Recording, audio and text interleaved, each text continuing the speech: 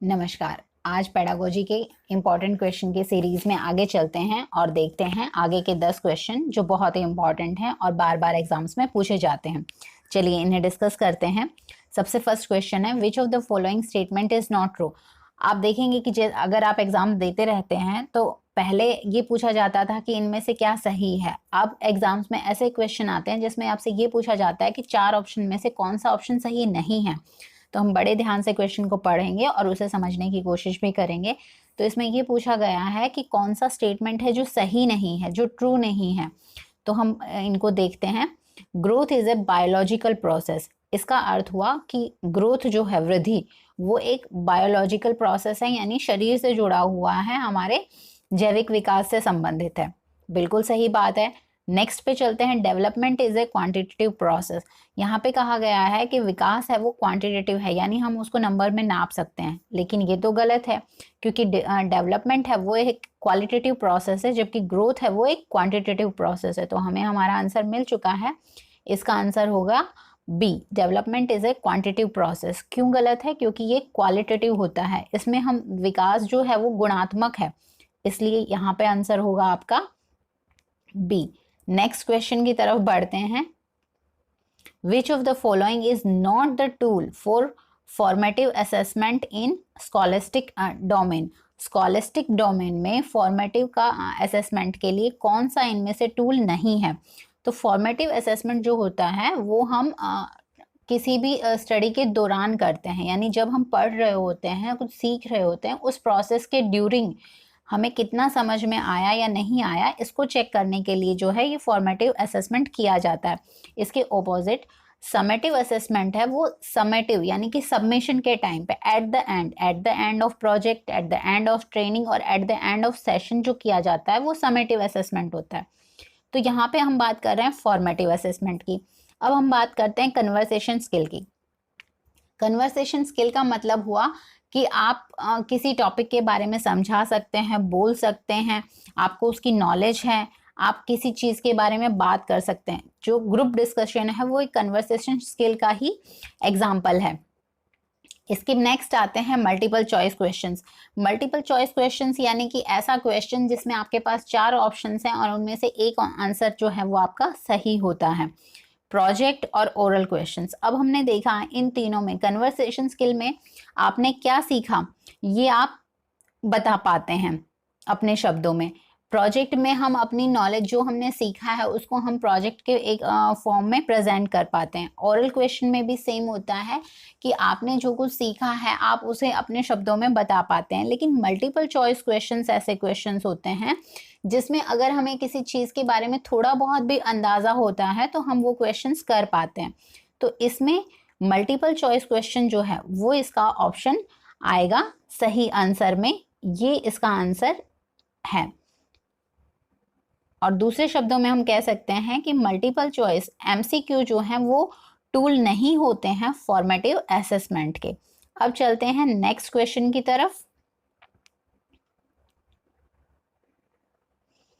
According to John Dewey, school is a dash institution and education is a dash process.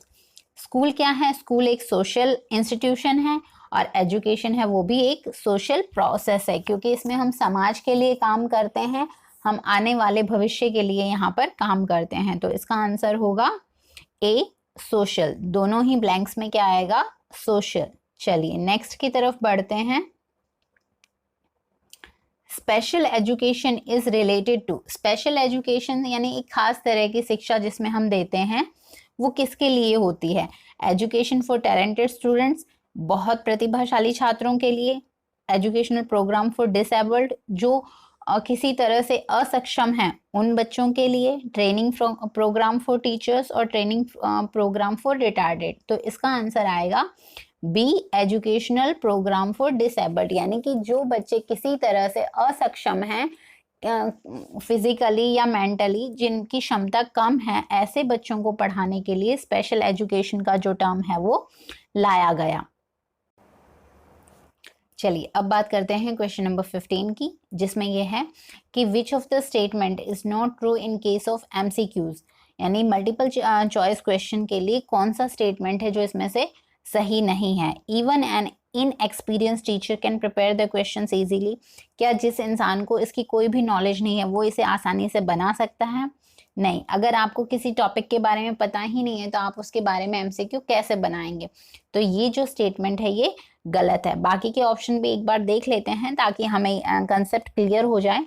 All choices appears to be plausible. Plausible का meaning होता है reasonable, विश्वसनीय, जिसमें हम विश्वास कर सके। हाँ, जितने भी ऑप्शंस होते हैं वो ऐसे होते हैं जो विश्वसनीय होते हैं, लॉजिकली सही होते हैं। Error free and quick evaluation is possible by computer. MCQ का जो क्रेज है वो इसलिए भी बढ़ा क्योंकि इसकी चेकिंग है वो इजी हो जाती है कंप्यूटर के थ्रू और इसमें एरर के चांसेस बहुत रेयर होते हैं। Only one of the choice is the correct. और जितनी भी चॉइस है उसमें से एक आंसर है वो सही होता है। तो इसका आंसर आएगा ऑप्शन ए कि कोई भी इनएक्सपीरियंस टीचर है वो एमसीक्यू नहीं बना सकता। चलिए अब बढ़ते हैं नेक्स्ट क्वेश्चन की तरफ। According to John Dewey, school must prepare students for. John Dewey ने कहा था कि स्टूडेंट्स जो हैं वो किस लिए तैयार किए जाते हैं स्कूल में? ताकि वो प्रेजेंट लाइफ के लिए तैयार हो सकें, वो आज की जो जिंदगी है उसको फेस कर सकें। चलिए बढ़ते हैं नेक्स्ट क्वेश्चन की तरफ। What type of evaluation identifies learning deficiencies and difficulties of the learner? ऐसी कौन सी इवेल्युएशन है जिसमें हम लर्नर की, सीखने वाले की जो कमियां हैं और जो मुश्किलें हैं उसके बारे में पढ़ते या सोचते हैं? तो वो है आपका डायग्नोस्टिक। जैसा हम नाम से समझ पा रहे हैं, डायग्नोस्टिक यानी जिसमें इलाज किया जाता है, जिसमें रेमेडी को दूर जिसमें उसकी रेमेडीज को फाइंड किया जाता है। तो इसका आंसर आएगा डायग्नोस्टिक। नेक्स्ट में बढ़ते हैं। As people grow older the dash of learning declines. जैसे जैसे हम बड़े होते हैं, हमारी एज बढ़ती है, हमारी उम्र के साथ में क्या होता है, हमारी जो लर्निंग है वो क्या होने लगती है, उसकी स्पीड कम होने लगती है। तो इसका आंसर आएगा स्पीड। जैसे उम्र बढ़ेगी ऐसे जो हमारे सीखने की क्षमता है उसमें कमी आने लगती है। नेक्स्ट क्वेश्चन की तरफ चलते हैं और देखते हैं।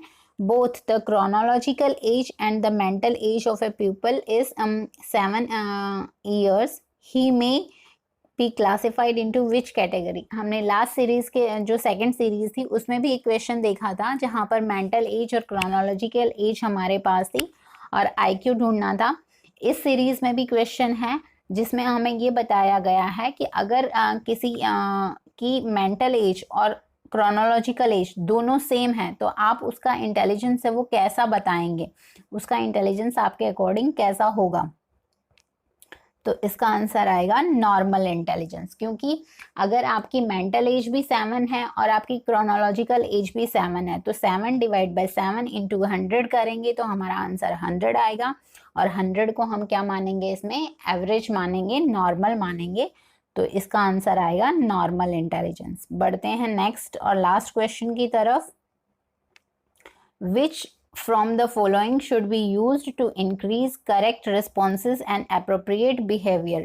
अगर आप चाहते हैं कि सामने वाला जो बिहेवियर कर रहा है, जिस तरह से व्यवहार कर रहा है, उस व्यवहार को हम सही मानते हैं और हम चाहते हैं वो ऐसे ही करे, उस व्यवहार को हमेशा के लिए जारी रखे, तो हमें क्या करना चाहिए? इग्नोर करना चाहिए, स्ट्रिक्टनेस दिखानी चाहिए, रिवॉर्ड देना चाहिए या प्रेज करनी चाहिए? तो हमें उसकी प्रेज करनी चाहिए, क्योंकि आप जैसे जैसे तारीफें करेंगे उसका बिहेवियर है वो और अच्छा होता जाएगा और वो रिवॉर्ड की तरफ बढ़ता जाएगा। आज की क्वेश्चन आंसर के डिस्कशन को यहीं पर रखते हैं। आगे के नेक्स्ट 10 क्वेश्चंस में नेक्स्ट सीरीज में मिलेंगे, सीरीज नंबर 4 में। तब तक के लिए देखते रहिए, सब्सक्राइब लाइक ज़रूर कीजिएगा। मिलते हैं नेक्स्ट वीडियो में।